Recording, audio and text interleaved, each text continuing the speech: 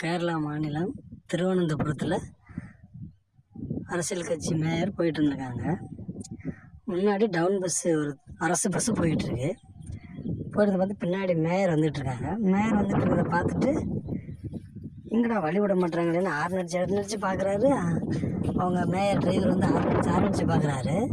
ஆர்னடிச்சு பார்த்தாலும் அரசு பஸ் வழி விடுறதுக்கு இல்லை. அவங்க பேசஞ்சரை வச்சு கரெக்டாக மெயின்டைன் பண்ணி போயிட்டுருக்காங்க. அந்த நேரம் பார்த்துப்போங்க என்ன பண்ணுறாங்க,